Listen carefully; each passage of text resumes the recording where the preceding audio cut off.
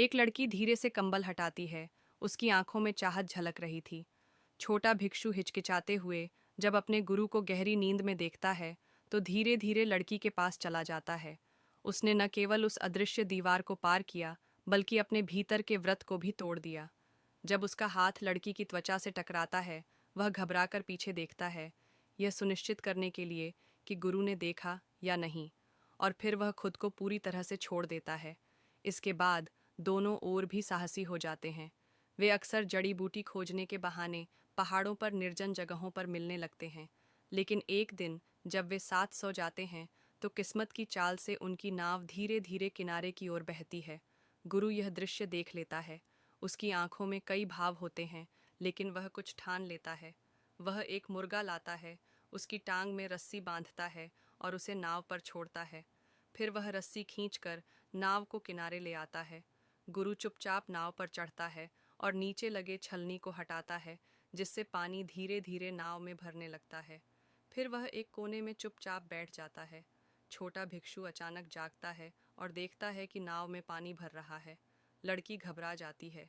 दोनों मिलकर पानी निकालने की कोशिश करते हैं, लेकिन अब नाव उस वर्जित भूमि की तरह बन गई थी जहां से निकलना असंभव था।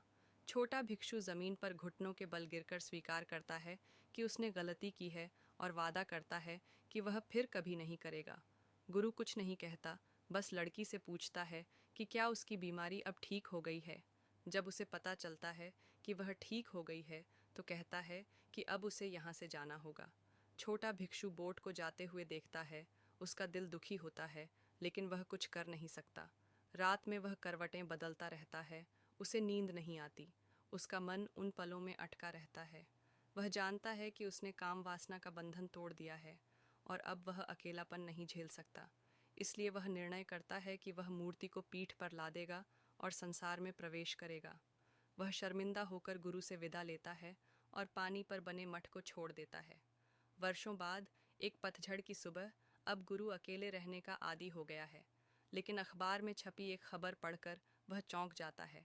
जिस व्यक्ति की तलाश पुलिस कर रही है वह उसका पुराना शिष्य है, जिसने अपनी पत्नी की हत्या कर दी है।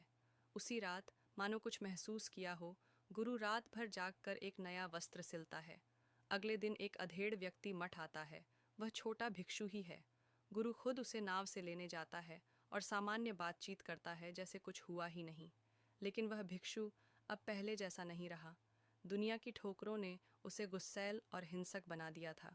वह कहता है कि पत्नी ने धोखा दिया, इसलिए उसने हत्या की। गुरु कहता है, दुनिया ऐसी ही है,